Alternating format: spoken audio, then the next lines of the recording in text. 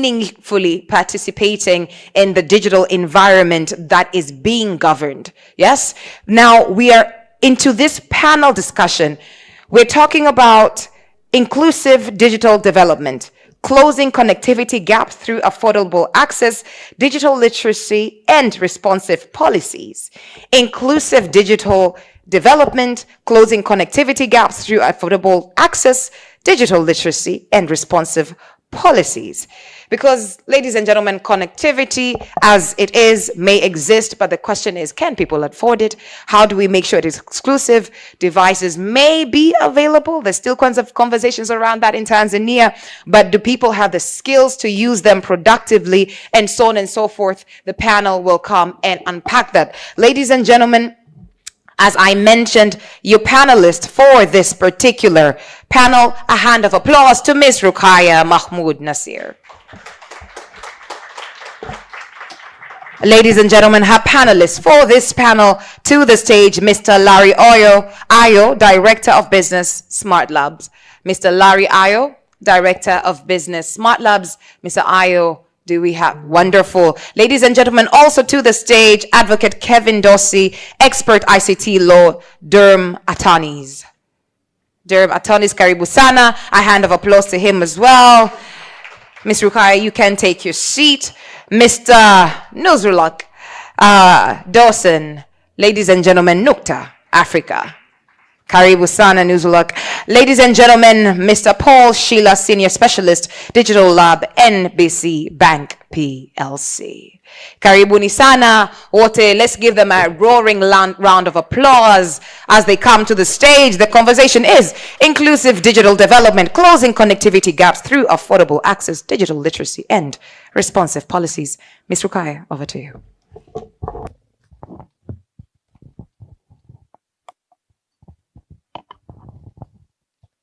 Good morning once again.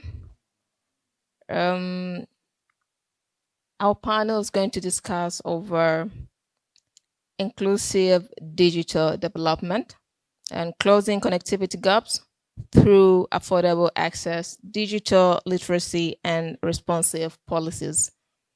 And here we have Mr. Larry Ayo.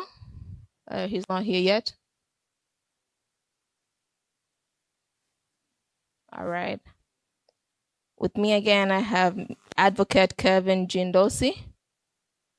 He is an ICT law expert at Durham Attorneys with extensive expertise in technology regulation, digital rights, and emerging legal frameworks. And with us again, we have Mr. Nuzlak Diosan. Yeah. He is a Chief Executive Officer of Nukta Africa, a leading digital media platform advancing public interest journalism, civic engagement, and digital participation across Africa. And last we have Paul Sheila. He's not here as well. So we're going to start with the two. Good enough, we have Advocate here, and we have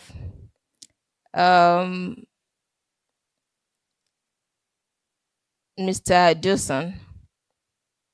So again, as the MC said before, we have the infrastructures, we have the technology or the technical part of it, but the users, is it affordable to them? Can we afford? Do we understand the whole thing of it? So back to we're going to start with Mr. Kevin. From an ICT law perspective, what policy and regulatory barriers continue to limit affordable internet access and digital inclusion across Africa? Thank you very much. First of all, I would like to remind the community that most of us are usually saying it's a digital service, but this is a business. And that's why it's very hard to afford it, because it's also it's regulated as a business. Because you can say it's a service while you have a lot of tax, you have a lot of fee to pay for the license, you have a lot of levies which are being which are expected to come from it. That automatically just remove the nature of service itself, because the service is supposed to be accessible to the community regardless of their economic or social welfare. So mostly you can say what is making it not affordable is the tax and the regulation. For example, in Tanzania, we have the policies which says the service is supposed to be affordable and accessible to even minority, to the local areas, to the how do you call it, the marginalized society. But then at the same time, we don't consider their economic capabilities. So we end up having policies which are not realistic. We have those policies like national ICT policy, where we say that the service is supposed to be, we're supposed to make sure that the service goes up to the rural areas. But then we're forgetting that those devices cost a lot.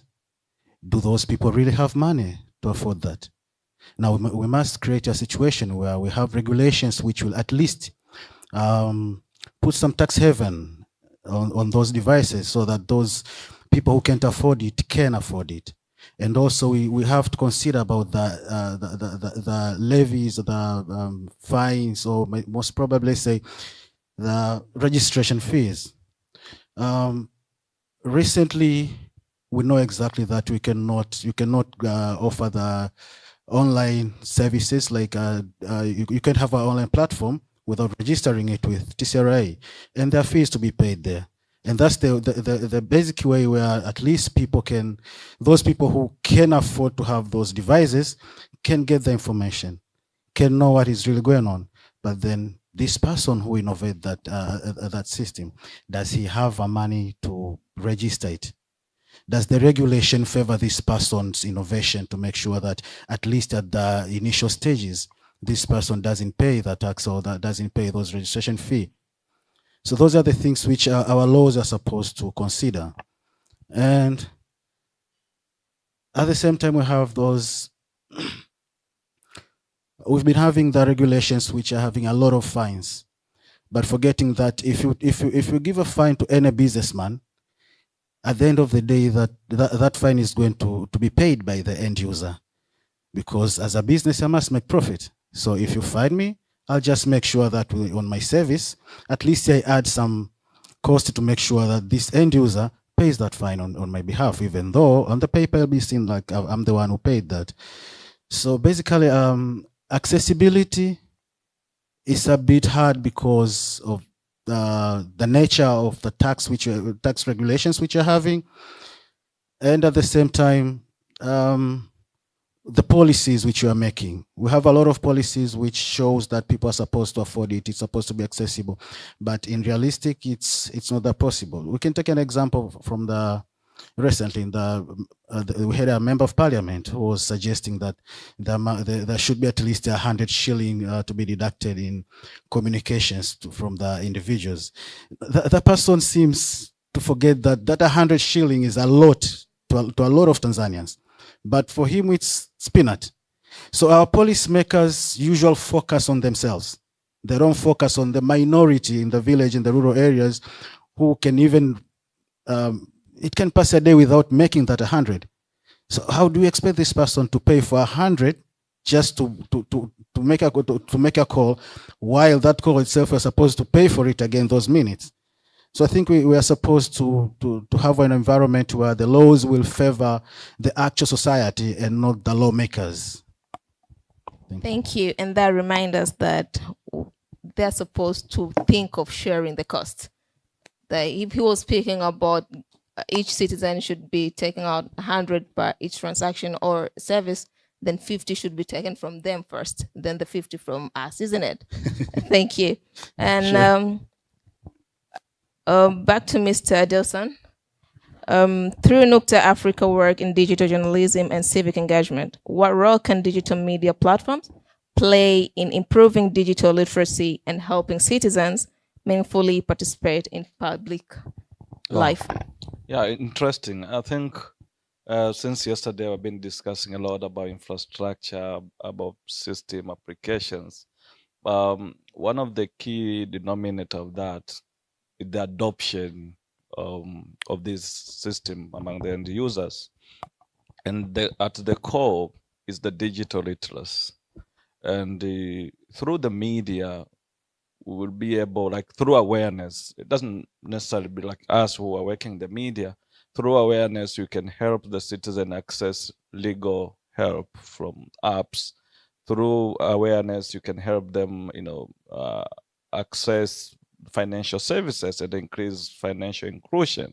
So if you ask me what would be the solution for us who are working the media space, first, the digital media platform should highlight opportunities within the ecosystem across the sector, sharing content that analyzes opportunities, showing them, the public, where to get them, how to get them, as well, but also share the solutions that are available in the market, because there are many people have things, but they don't know where they can get the solutions.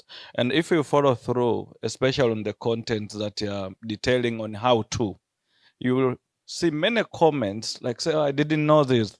Thank you. I will try this." And even scammers are using this loophole of the code.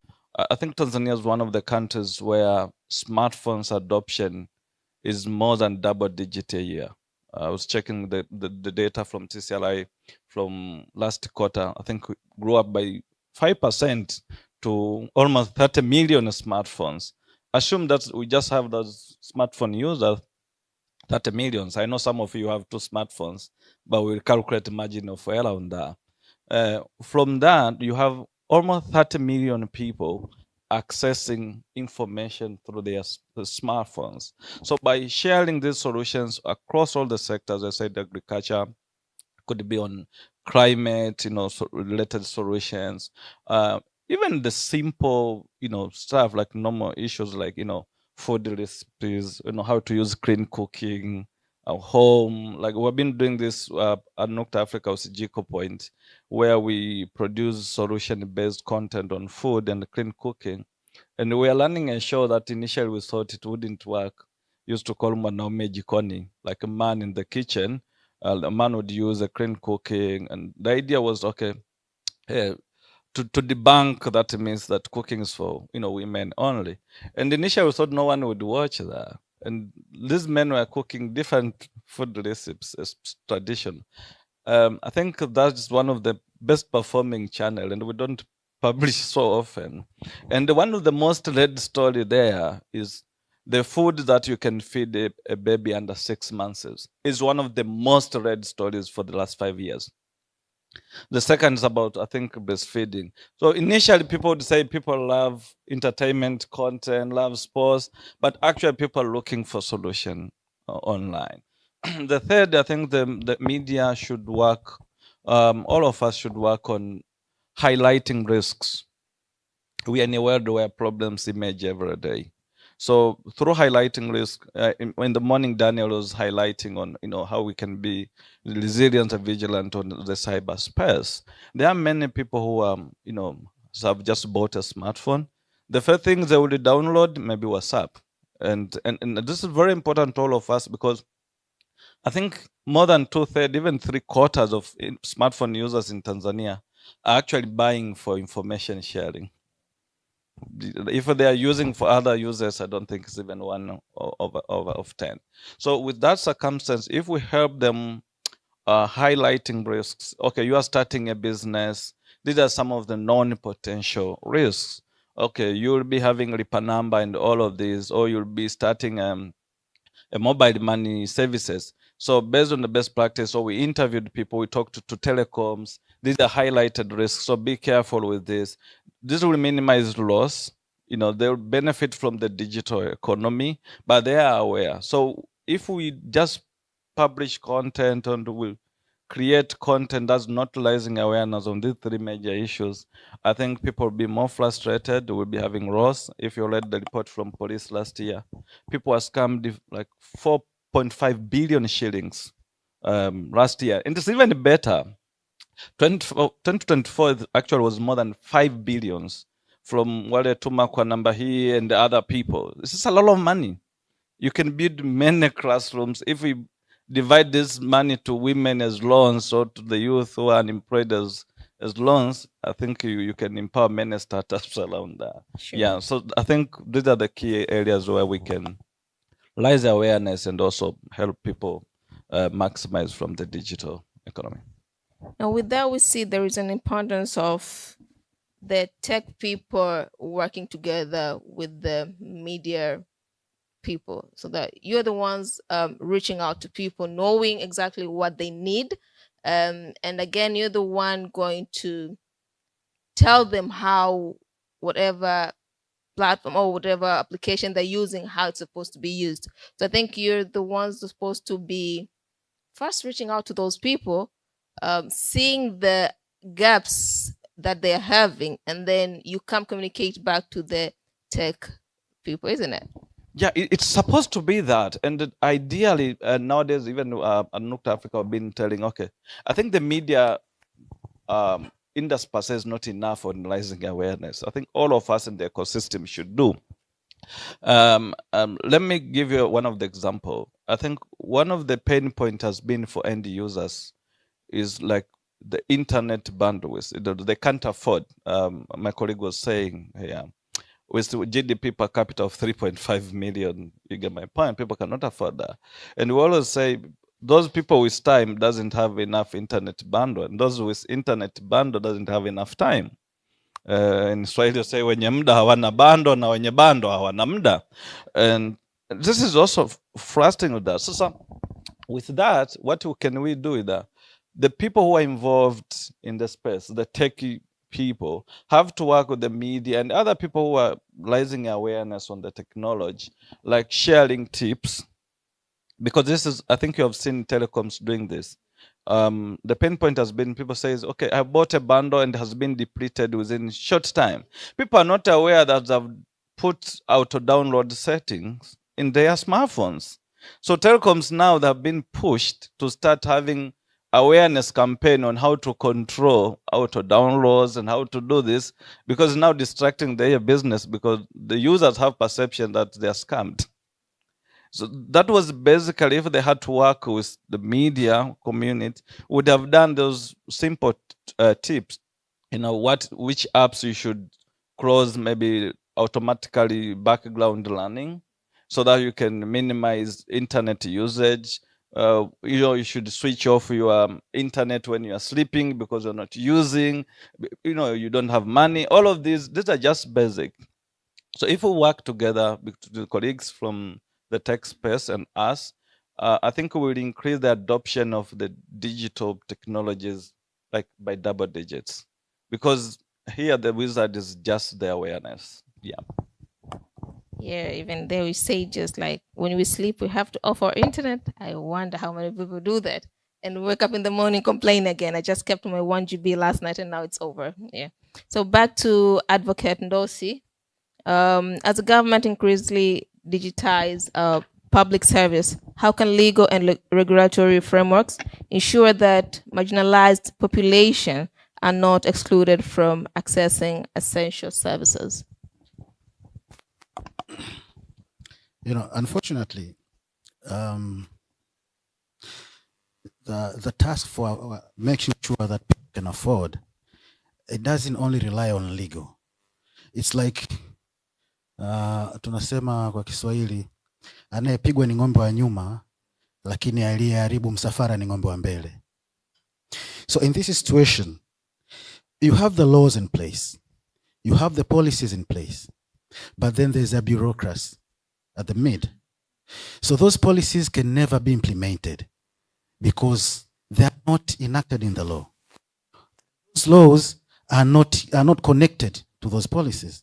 So you might think that maybe the laws are not good enough to support this situation, but we have very good laws. But then, do we have implementable policies? That's where the problem comes. Because, for example, we have this this phase which you're saying that we're supposed to register for most of the services nowadays, you can get them on the internet. I mean, it's a digital, like immigration issues. If you need a passport, you have to fill those forms online. But then, is that platform user-friendly?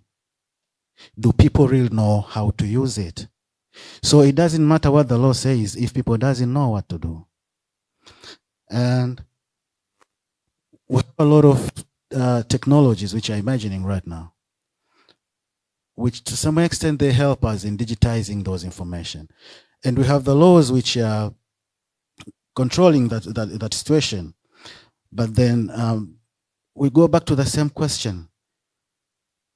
Do people really have that freedom to come up with new innovations, or we are bound to use the old ones because they've already captured the market, they've already paid the registration fee, they've already done everything according to the law, and the new one, which might solve the problem easier because they are the newest, they cannot get in the market. So the laws are there, they allow them to get in the market, but then we have those policies which they keep on adding cost to that, to registration and everything.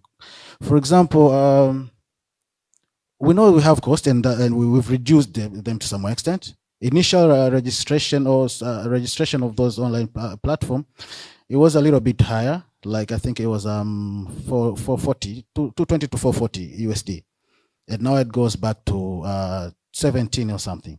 But then just ask yourself, does this person who is innovating something right now from the college have that money to register it, so that it can help in digitizing those information? Or we are only supposed to use the ones which are monopolized by the government and the big tech companies? So basically, it's not about the regulation. We have a very good regulation, but then how do we maneuver within those regulations? How do we move on? How do we allow the new generation to help us in digitizing those information? Because you can depend on one source, like let's say we have, like recently we have this registration, the data protection, PDPC, Personal Data Protection Commission. Is there anyone who has tried to register himself in that website? Do you see how it's hard to maneuver in it? Now we can imagine how many people can manage that. So we are saying we want to digitize it, but technically we don't make it simple. We don't make it easier for people to use it. So I think the law should allow the dual system. You can use the digital, you can use analog. For the phase of time, we know time is not friendly, and we know internet doesn't wait. But then what's the point of having the service which people can't use just because time is not friendly? Thank you. Don't you think that's not a good advice? Because we're trying to move into a more technical world, more digitized world. Bringing up again that people should maybe go use analog. Why don't we tell the people coming up with the systems or the applications or the programs should maybe try to keep them to the simplest way they could, rather than advising having a dual ways of using it? Yeah, I understand that's a very good idea, because for example, you can say like maybe the user language should be in our vernacular languages or in our Swahili language to make it easier. Yeah. But then at the same time, how many people can afford that internet service? How many people do have those devices? A lot of people doesn't have it. Do we really need those people not to get the services just because the regulations are there? So the point is saving the whole community, whether you have that service or you don't have it. So by the time when you are trying to move forward, we are not supposed to forget about the rest who can afford it. The law should not be a stick for people who can't afford it. The law is supposed to accommodate all. I see Mr. Advocate trying to bring the inclusivity of all the people, the ones who can afford and access the internet and those who cannot. Yeah, thank you. Back to Mr. Delson. How can digital platforms foster greater trust in online information while ensuring that citizens have access to reliable, locally relevant content that encourages participation in social and economic development? Wow, interesting. It's a topic of our interest. I think in any content business, any media product, the main product is trust, because that's what you are selling. People are tuning to your channel or following you or they're subscribing to your YouTube channel. They trust you are providing accurate, objective, and fair content. So the first thing I would advise is that let's go back to basic, especially for colleagues who are journalists. Let's go back to basic journalism that is objective, but also that prioritize the public needs. They should think their audience whenever they are thinking about story ideas. And when we are saying about the audience, not necessarily thinking all about 70 million people. Like they can cluster their audience according to their needs. So if they say they have a content about university students, they have their own pain point in the way of survival. They need that content. If they build that audience and they provide what the audience needs, the trust first will emerge there. Second, they have to strengthen their fact-checking abilities. Like every year, we witness the ever increase of misinformation and disinformation, and some of these they're actually deliberate machinery for misinforming people, and actually people are profiting from that. And that war is not that easy, and sometimes people can create misinformation, disinformation. They know the media systems of fact checking are very weak. And through that, and when the media peaks without fact checking and they publish falsehoods, it's very easy even for authorities to create like draconian laws because they have evidence people are not fact checking. And so one of the things we say, okay, can we strengthen our fact checking capability? We know some of these outlets, especially digital outlets, they don't have enough staff to work on that. We don't tell them, okay, start your fact checking desk. We know you have few, but can you have the basic skills on how to use digital tools to verify that picture is said to like of an accident happening in Morogoro, while it happened in Gambia 5 years ago? Can we use the same digital tools, including AI-powered tools, to verify AI image or video? Because if you see, like many colleagues publish misinformation, disinformation, and unknowingly, yeah, that. And the third, what I would advise is that in building trust is when they are creating content, I think they should think about the public interest first. I even said it during the World Press Freedom Day that I think it's a time to return the media to the people. The media shouldn't be a tool for the rich, for the few who have access to the media. I think the media are there for the people, the commoners who doesn't have access. I remember the time when we went to, I think, Simiyu, the lake zone side, and there was this, I think, 75 years old man. I was waiting for us to do interviews. He couldn't leave, and our camera was almost off. And so then he insisted, I want to talk to you guys. And we said, oh, we are leaving. But we gave him a chance, and they said, you know what? If you guys didn't come this side, in this village, no media would be here. And he told us, this is the first time since I was born talking to a journalist. Wow. It, for me, like, okay, I was about to cut him off, but it actually reminded me my job is not for those big people The CEOs who have access, they have my number, they can call me. We should be there for people who cannot even access us. Yes, sir. Cover their stories, basic stories, the roads. You saw the roads from Kitunda, where like people every time they go and repair their cars. And actually, Kitunda is just 15 kilometers from city center. Until it was covered, now the contractor is frustrating the construction. It's just basic journalism on that. So through covering public interest stories, that's how we can also build trust. And it's very important. And when I say public interest stories, not necessarily for journalists, there are colleagues who are content creators here. You get the point. So longer you're not breaking rules, can you share that pain point? Can you share that success story? So other people probably they can copy that good thing.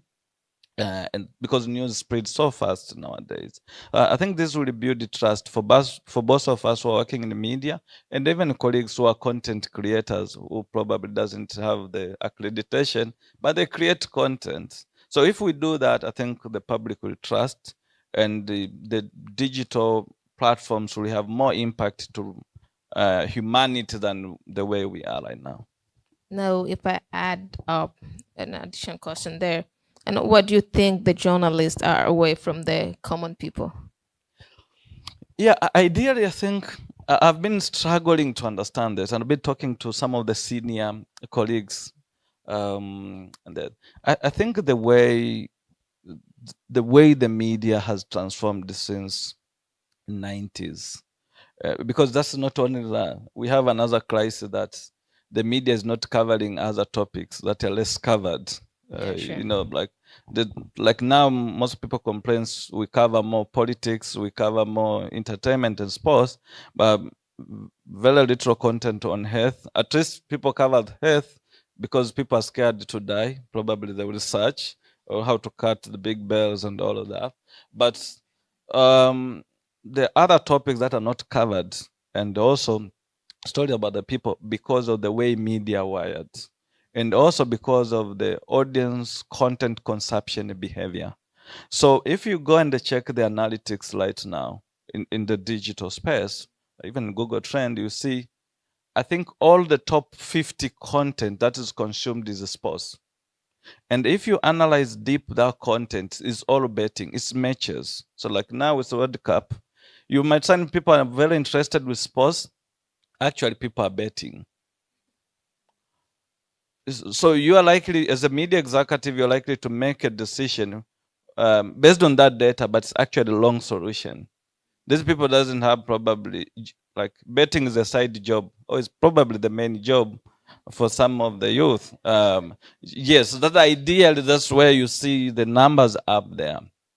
Because the media and the content creators also want to gain money from these platforms, they actually produce content that is giving them money so quickly. And that's where you find gossip do very well. I know human being inherently like gossip. Even if you don't, you inherently like that. So the first, I said the audience content consumption behavior is pushing some of the content creators in the media not to like, but we have a duty to create very engaging and interesting content of the issues that are not covered, so that the audience can be interested. Because we can't keep saying every year, they are not interested, while that content is very important. We are here to solve problems, and the problems are meant for human beings, not stones. And that we always need to keep looking for solution on that. Second, I think Kevin mentioned about the laws. Some people, once they hear these laws restricting this, and because of limited capacity, they cannot navigate this stuff. I can give you one of the example. Nukta Africa is pioneer of data journalism in Tanzania. We've been doing this for almost a decade now. The adoption has been so hard, not because about the environment. There are too much data sets about public interest issues. The CAG reports, they are just public. There are a lot of data there, but people doesn't cover, because in 2015 there was Statistics Act, that had some restriction, but Yes. it has been amended. Almost all those clauses have been amended, but people still have that kind of sense, the laws that restrict this. Yeah, so I think the capacity building issues also limit people to produce content about people. And this is very important to all of us. I think it's a time, if you are blessed to have anything to support media in terms of capacity building, because the content they produce is affecting your business, even if you don't care, Yeah. because it affects how people consume your product and services. And if they publish misinformation about your business, you'll be crying losses every year. So it's very important for all of us to work together to support the media and the other colleagues who are in the content production. Because if I find a movie with a script on something which is also wrong, so the awareness should be across the ecosystem. Sure. And the journalists or the media industry should be capacitated. Yeah, Because they're the absolutely. ones sharing information. Yeah, sure. Yeah. So back to Mr. Ndosi, Advocate Ndosi. How can policymakers strike a balance between promoting innovation, protecting digital rights, and ensuring that regulatory requirements do not inadvertently increase the cost of connectivity for citizens?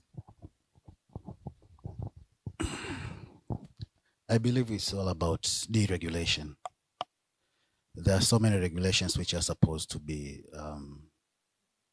supposed to be reconsidered, especially based on the community, so the society itself, because you have some regulations which really do not offer the intended service, or the intended nature of that regulation cannot be attained by the society, because we have the police which foster the innovation, but then at the same time we have the regulation which bars the inventors into getting into the market. So those things are supposed to be deregulated. Also, there's supposed to be some, I think it's, as a government, it's supposed to make sure that even if the innovation comes from the government, but it's supposed to be tested with the society, not the government themselves. Because you're creating something and then you give the educated people to test it, assuming that mamangu kule kijijini na Njilinji ataweza kuitumia. So we have to reach at a place where those innovations are supposed to be tested by the people who are going to use, because those innovations won't be used only by by this high class society. And awareness. When you talk about digital rights, there are so many things to be considered. So we have a say in a law, we say ignorance of law is not a defense. That statement is only good when it favors you. But when it goes against you, it's a demon, because you won't have anything to defend yourself just because the law says that. So people are supposed to be given education on what is exactly supposed to be done online, what is not supposed to be done online. Because at the same time, we have another say which says a law is not an ambulance. It cannot chase you where you are. So you realize that you can't teach me what's right and wrong, but at the same time, you can't help me to get what's mine. So we are supposed to, as a community in general, not lawyers, not politicians, not journalists, as a community in general, to make sure that we participate, all of us, in making the coming generation understand what exactly is right and wrong to be done online, what is your right and what are your duties, because from them is where you can either demand or avoid to do something online. Thank you. And laws are made like purposely to wait for someone to go wrong. Actual laws are made just to make sure that we all stay online. And since they're are not shared, or it's not educated, it's not people are not given that awareness about it. So for that person who is making that law is waiting for Rukaya to go wrong so that I can punish that person. You know, the problem which you're having is, as a government doesn't take initiatives to teach people about the laws. Yes. But how many campaigns do we have about health issues? COVID, now mikono kila muda. But how many people are being convicted just because they didn't know what is supposed to be done? Exactly. Thank you. Back, I don't know, maybe I should give time to the audience, and if there's anyone who has questions to our advocate and our executive here. Hello? Is it a hard topic? No? We have the media executive. We have the advocate there. Do you know all your rights about using WhatsApp? Maybe you're not supposed to be sharing even the picture from a certain group to another person. You're supposed to ask that. Yeah? Hello? Oh, sure. Good.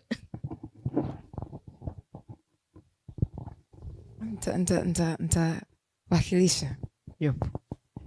mean, I like what you just said towards the end, that, you know, on WhatsApp, for example, the use of WhatsApp and such social media platforms that were meant for leisure, that were meant for sharing and connecting, that were meant for stuff that were largely connectivity that is not regulated. They were actually not made with the perspective that these things will be regulated.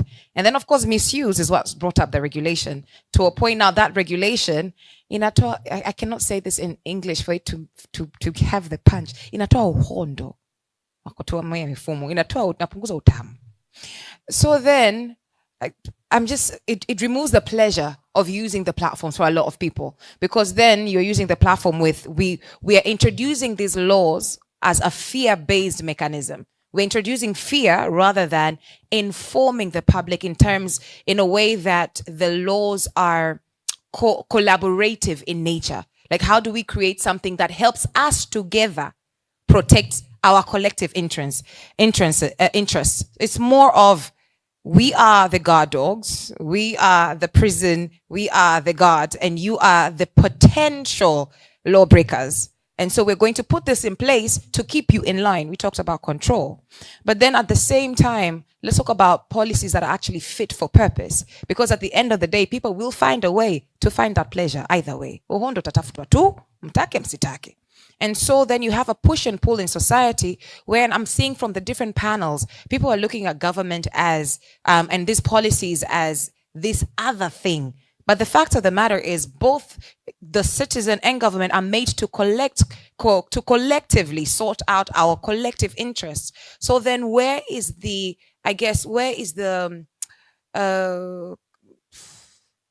do we find an intersection where they can come together, and for the citizen to understand, sometimes for the government, control, yes, but there are also other goals there, right? Because there's also true interest, genuine interest to protect. There's genuine interest. And because, of course, there are genuine attacks that they do face. But then on the citizen side, you don't see it, right? Because hajakukuta.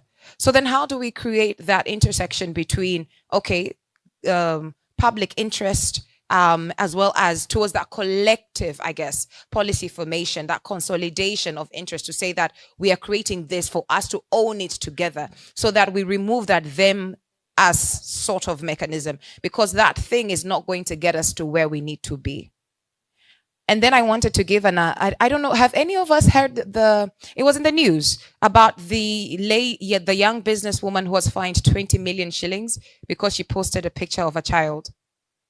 We've seen that. Pardon? No, it was not drinking. So she posted a picture of, I think that the fellow from PDPC is here. Do you want to speak to it a little bit?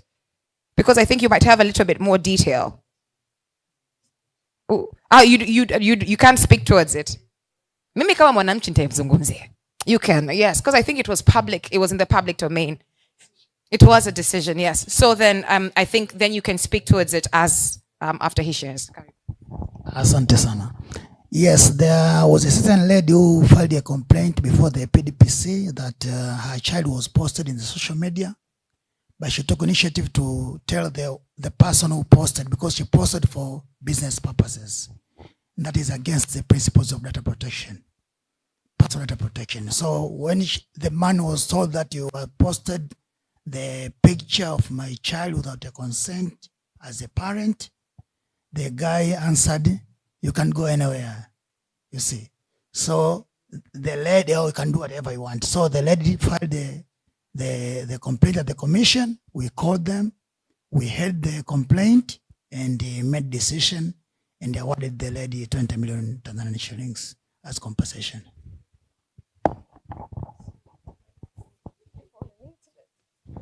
I heard the one said the man was drinking. There was also another complaint. An advocate went to the club, he was having his glass of beer. So the club, so as to advertise, they posted the group of friends drinking. At the end, the guy was expelled from work. So he also complained, and he also awarded 25 million Tanzanian shillings. So the reason I just wanted to bring up that story is, as much as we look at these policies and laws as restrictive, as they're there to have, in one way or the other, you can actually use them to protect yourself. This was a parent protecting her child from a business person who just couldn't care less, and so on and so forth. So back to you. And to add on that, was that picture found on internet? So are we allowed to use pictures that are found on internet, or we should run away from them? Interesting. I think my colleague, advocate, will add more. I will give some insight on what Halila asked on how can we meet between. Ideally, in any society, in any family, there are rules. Even your dad would tell you, don't come after 10 p.m. Rules are always there. Even you won't allow your daughter to come back home at 2 a.m. very late, you know. So the very important, especially for these rules, because even the rules within the organization, when you create them, the ideal is, you know, to make sure the environment is, you know, is safe to everyone. And the rules should not be a burden to any part, or, you know, between those who created.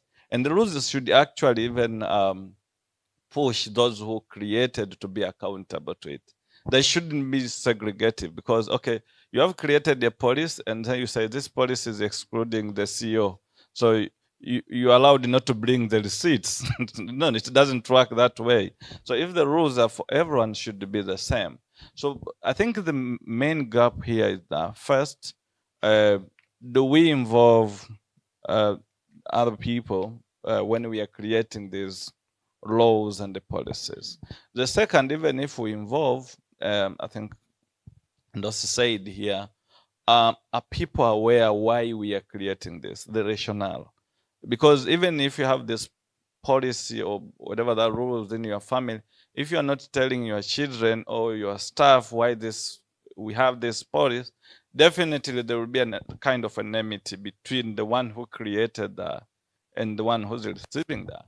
And also remember, these rules are also sometimes affected by circumstances and time.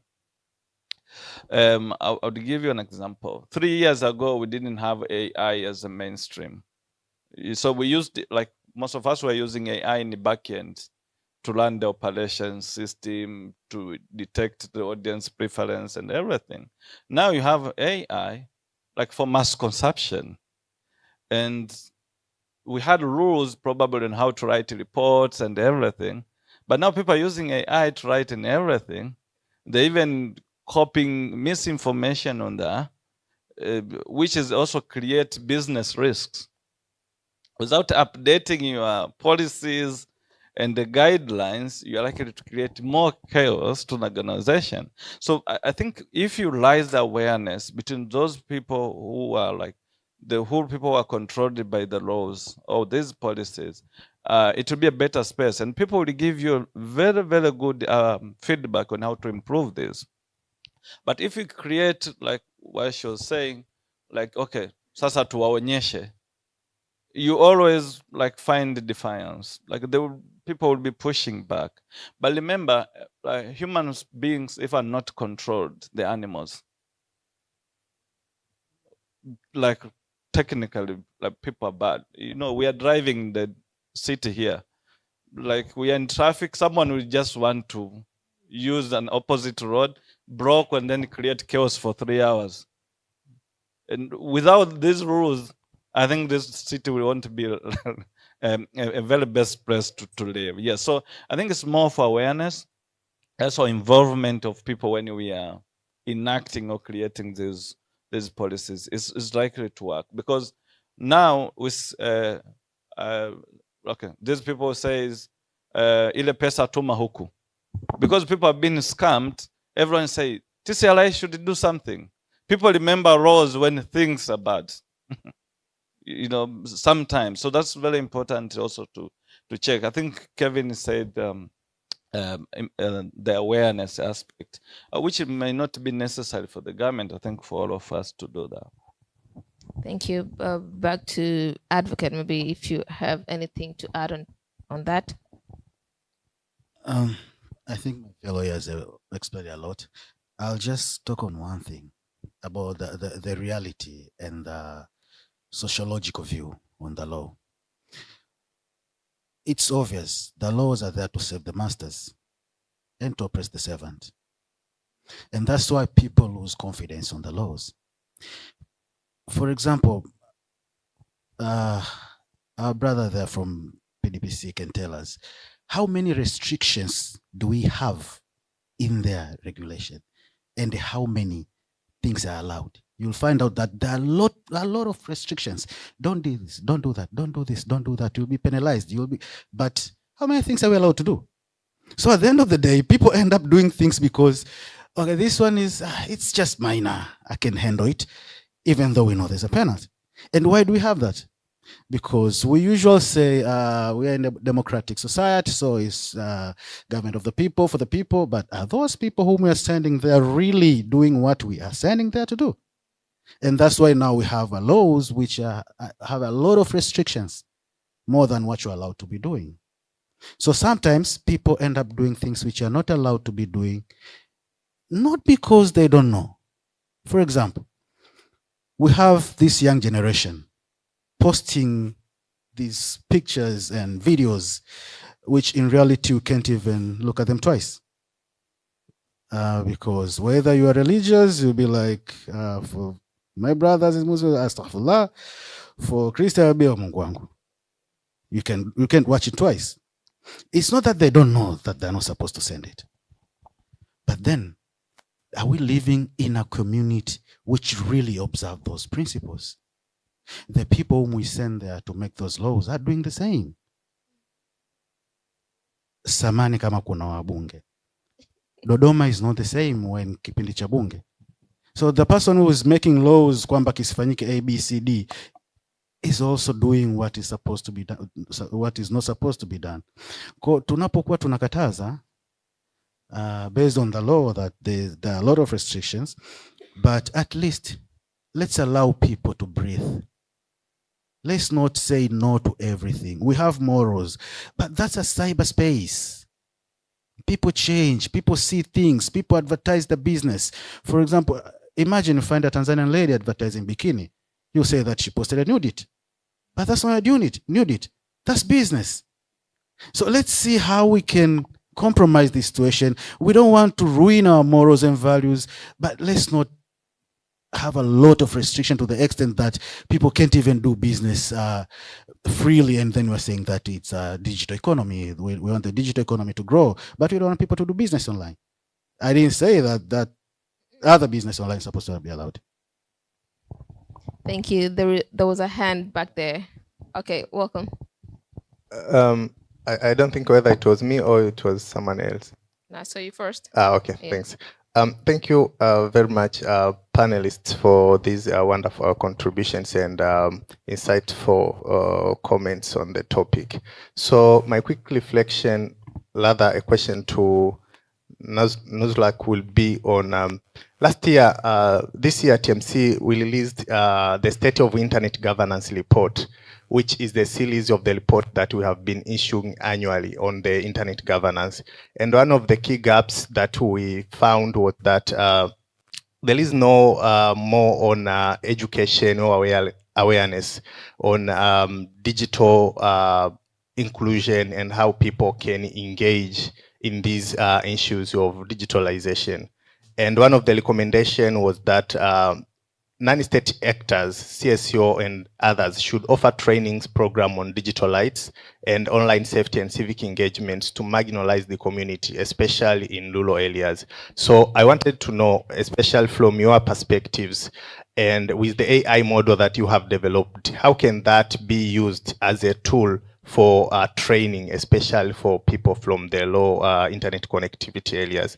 And to my lady brother, Senior Counsel Ndonsi, this year the government in the budget under the Ministry of ICT, they are in the plan to enact the National ICT Act. So what are the key issues that you think this act should reflect on, building on the current state of fragmentation of the information and telecommunication and communication technology environment in the country that can help to have this inclusive digital development that we are discussing? Thanks.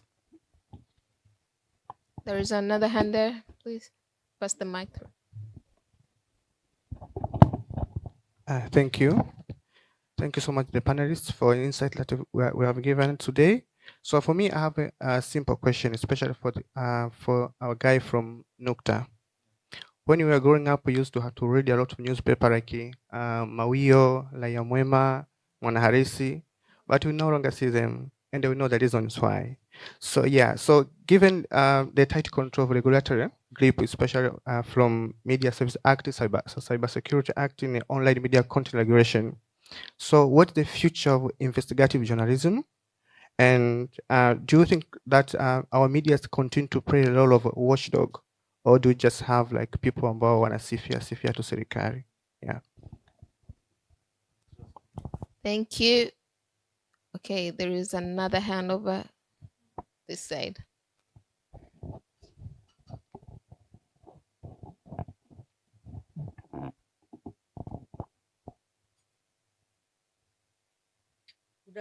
Good afternoon once again, and thank you for a very insightful presentation. I wanted to take us back to a while back. I don't know if some of you remember. I called them white elephants. Accenture was a huge, colossal animal which came in and they said they're gonna put solar energy. I'm talking of inclusive education now. I'm framing this in education. So much money was used. So if you want a kid in Maswa district to have access to these wonderful online learning platforms, and that was when it was starting, 2000 and something. Ikaja, ikafa. White elephant. I don't know how many digital transformational white elephants we have to date. Ningependa kujua kama mtu amefanya hiyo study. Badala hiyo hela kuingia, sorry, we've got our friends. Instead of these funds going into these quote unquote next big thing, can we call researchers and think tanks to do that retrospective study and look at inclusive digital technologies in schools? This one is running with these tablets. Tulifanya equip program. Sorry, some of us were in this education quality improvement program. From there, it changed into Shule Bora. What happened to school information systems that was supposed to be sustained within the education system? So I'm looking at sustainability. How many white elephants are we going to have?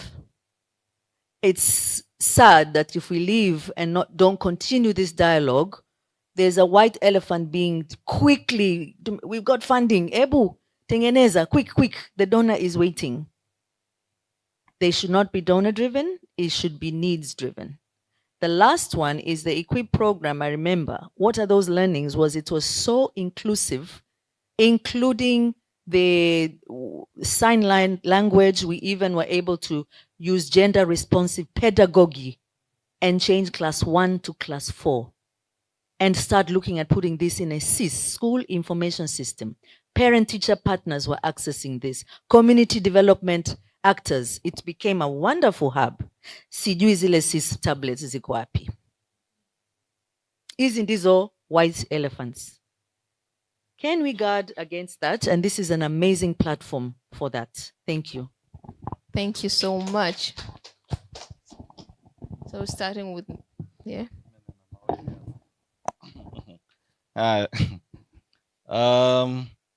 Okay, let me start from the end to my colleague.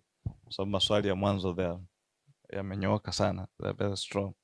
I will start with the comment our colleague has made on the white elephants. Yes.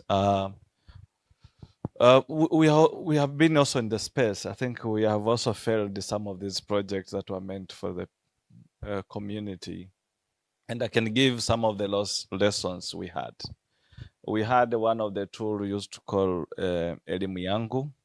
By that time, it was actually AI-powered, 2017, 2018. It was helping parents and high school students to determine the courses they would go to study at university by just putting their marks and ranking the best universities they would go. It would guide parents the best schools in each region by performance, by science and arts. Wonderful project. Even the World Bank loved it. There are things that we learned from the process, especially e-learning projects and live streaming projects in Africa, not necessarily in Tanzania, especially donor-funded projects. First, especially for end users, we discovered that assume this is an e-learning platform. For someone to access that, need an internet. And most of these e-learning platforms, apart from the one that have documents, the actual learning videos, which is easily for students to understand, they consume heavy bandwidth, like could it be the least they can consume probably is 100 MB. So that continuity of using the tool is also limited.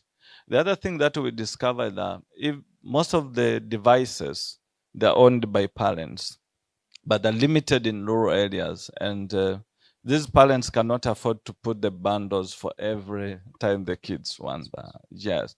This is the same to streaming services in Africa. Even in Tanzania, we had many that they are no longer existing. So for you to stream, you need a consistent bandwidth throughout the board. And some people cannot afford because the highest person can buy is probably 30 GB. Is how much right now? 30 GB is probably around 50 to 60K. For someone who's getting 400,000 probably, assume you're using the median wage, which is 500,000. That is 10% of the income before the rent and all the frustration around that. So if we, like she said very well, if we have to design these tools, we need to look for the user needs. And one of the approach you always recommend for education output, at least for now, because the internet penetration and everything is great, but I think the internet costs. So the best way would be, can we really put more money on computer labs where all the kids can have access there and empower teachers to do that? Because at least that goes with our environment as well. Because there's a time where people are piloting, they sent tablets to students to discover those households didn't have electricity, even nowhere to charge. So these are some issues we also need to look, especially who we are in this space. On colleagues on newspapers, it's sad. I grew up in newspaper. And okay, I studied in digital, then I went to newspaper, and it was prestigious to work in newspaper those days, 15 or so years ago. and you would sell many copies per day. You'd sell even 200,000 copies. You'd sit down and say, Naandika Kigongo.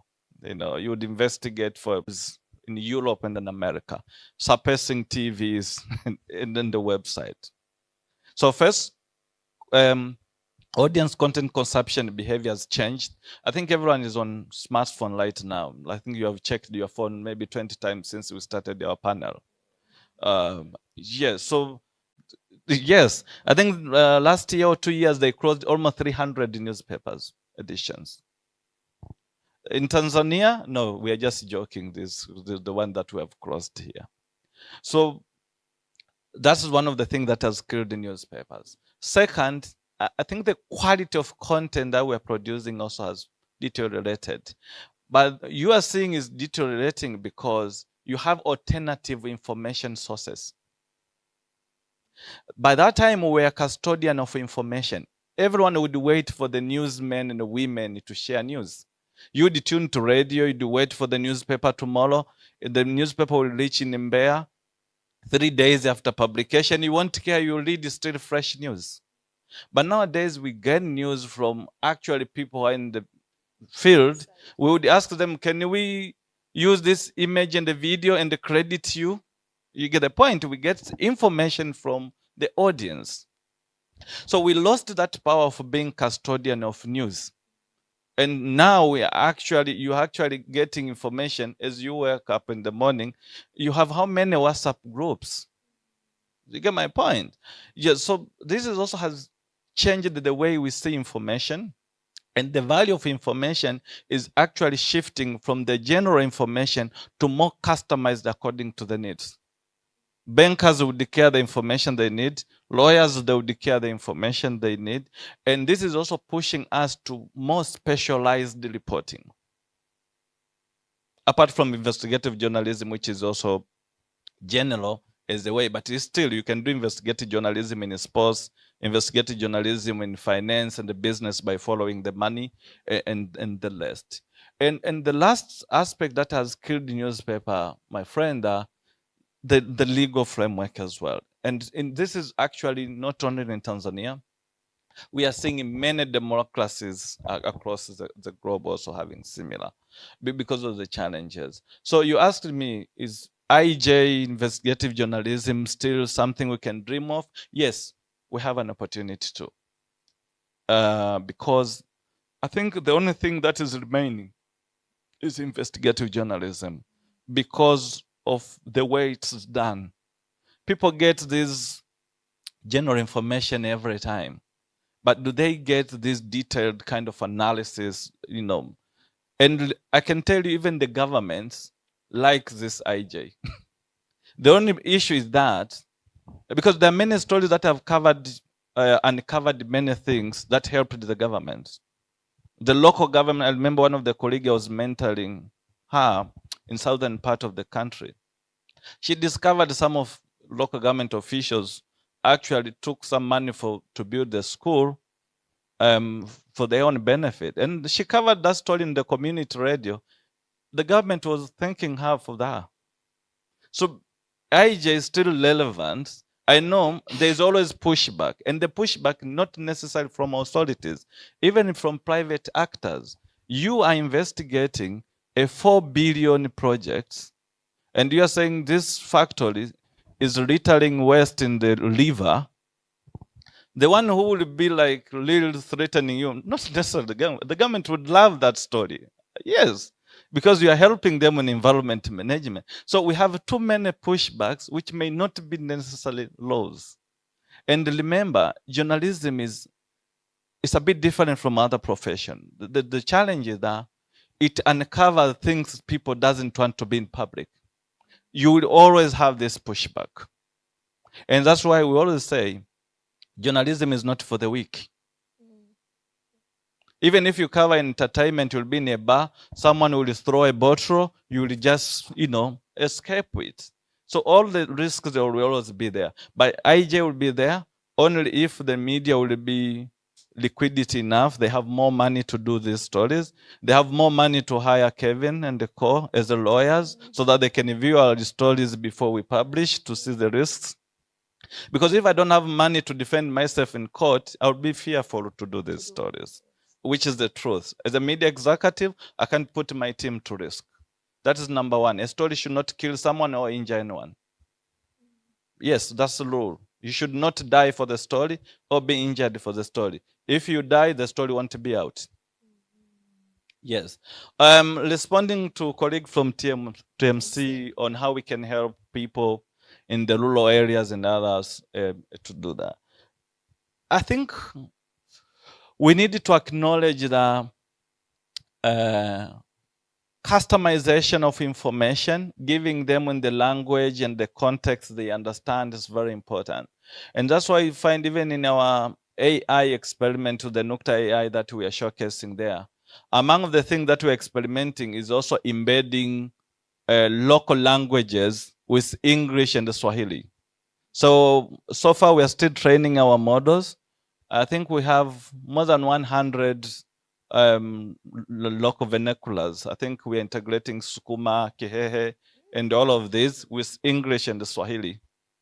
So even those people who are born in Dar, but they are Sukuma, they can learn Sukuma while translating to English and say, this is what it means. It's the same Chaga and everything. We are training a lot the data set.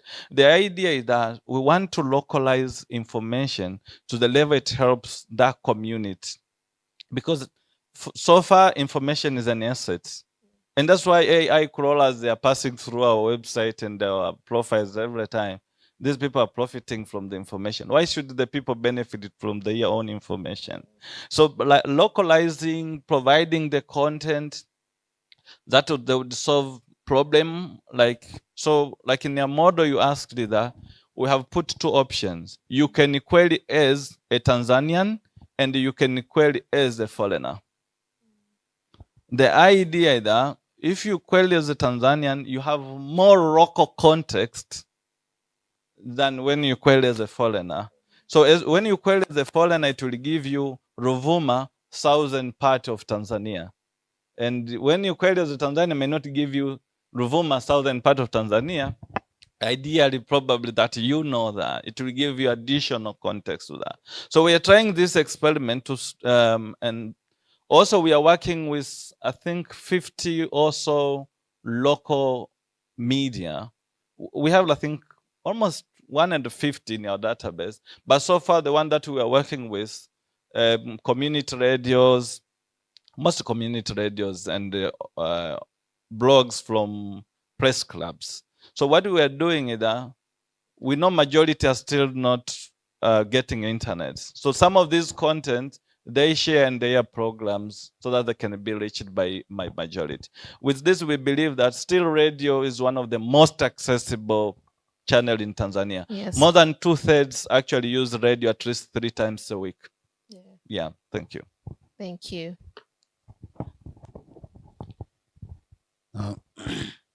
Thank you for the response of the. I've been asked whether what's my take on the National ICT Act. I would like to propose my take while bearing in mind that so many laws will be either revised or there's some of them will be repealed to make it really work.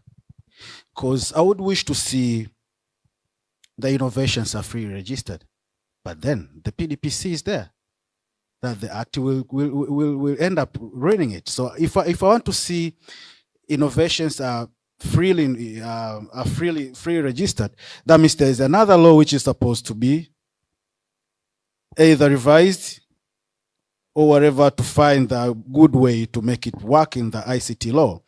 I mean ICT Act, because the fact is that in Tanzania, no act is acting on its own. We read together. So if we read together, that means it's supposed to go hand in hand with other acts. So you might need a very good National ICT Act, but then how will it go hand to hand with other acts which are there? So we'll have to review a lot of other acts to make sure that we really have that National ICT Act, which is useful. For example, you might need the maybe the taxation. You might need to remove tax in some devices so that people can afford, and then the inclusivity will be there. But then what about the tax law? So you won't read together with it. At the end of the day, we are creating a law which will imitate the laws which are here already to the biggest extent, because it cannot go against those laws unless those laws have been revised.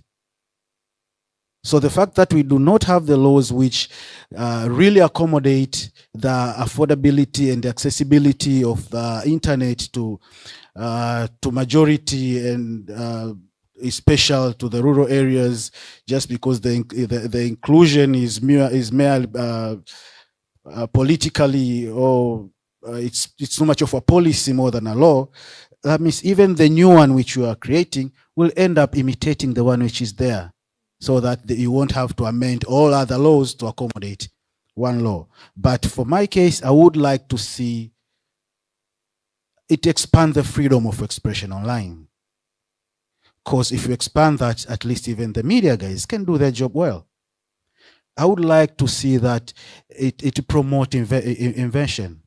Because if you promote, innovation. Because if you promote that, you're opening the ground to so many innovators. And I would like to see it at least one thing that won't even bother other laws. I would like to see it giving a mandate to the government to make sure that the government domains are freely accessed. So we want to digitize everything, but then you want a person to incur cost to digitize himself. At least make sure that the government domains are free of service. You can tax us in everything, you can charge us in everything, but if you want to make one step, at least give us something that you can register, and maybe I can go to NIDA or to immigration or to national health, wherever, free of charge. At least you'll be sure that even the person who can't afford that those MBs can do that, can get that service. Even the person who doesn't have the smartphone, it's easy to ask a person to use his phone if there's no charges in it. But if there's another charge relating to whatever the service that you'll be using, it's not selfish. It's just personal protection. Thank you. Thank you. Our advocate is trying to fight for our rights somehow, somewhere. Okay, maybe if there is another question. Okay, all right. Two. Okay, 1, 2, 1 because of time.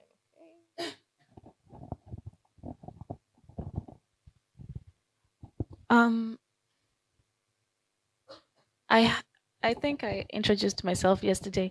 My name is Gloria, but I have a question.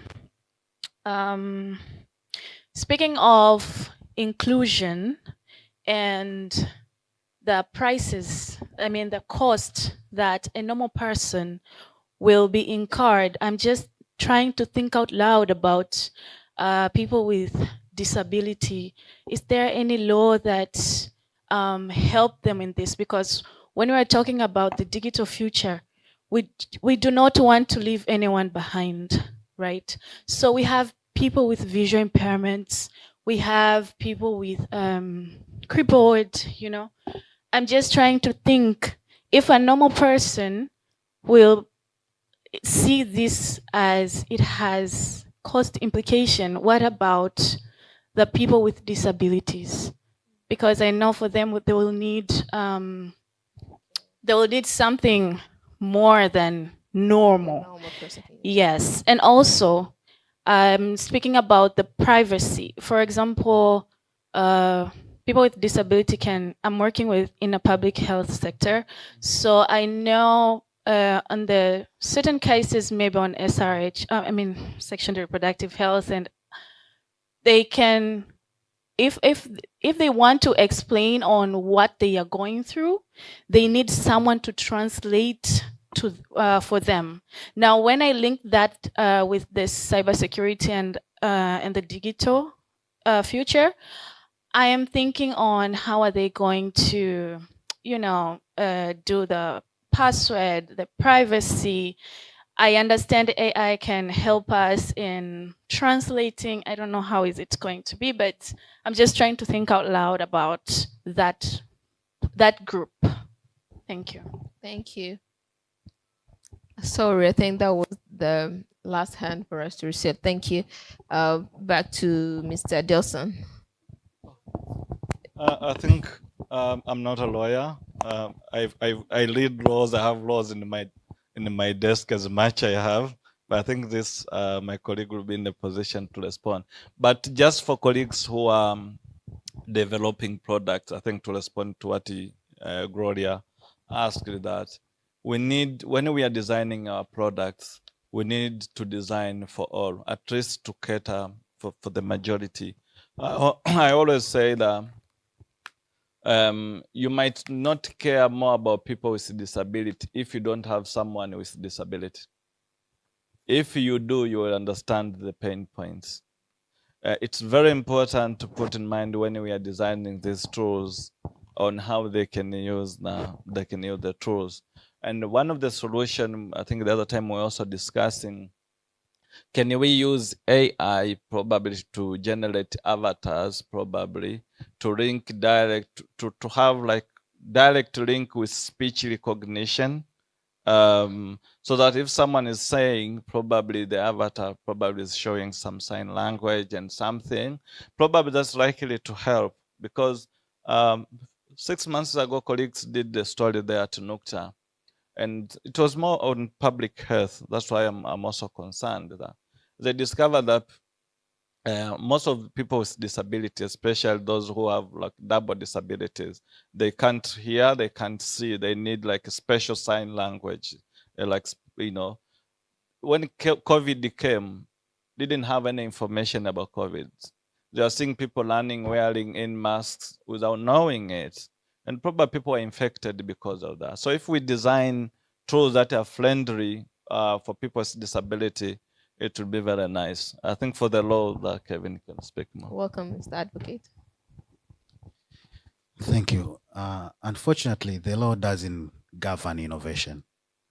So if the innovator didn't think of it, the law can't force him, even though we have the policy, which say that in innovation, we are supposed to make sure that it fits the whole community. There's supposed to be inclusion, but you can't have a law which say if you're innovating something and it doesn't include disabled people, then that thing won't pass. We wouldn't do anything. We know that we have those people in our community. We know that as a police we can push it, but you cannot make it as a mandatory,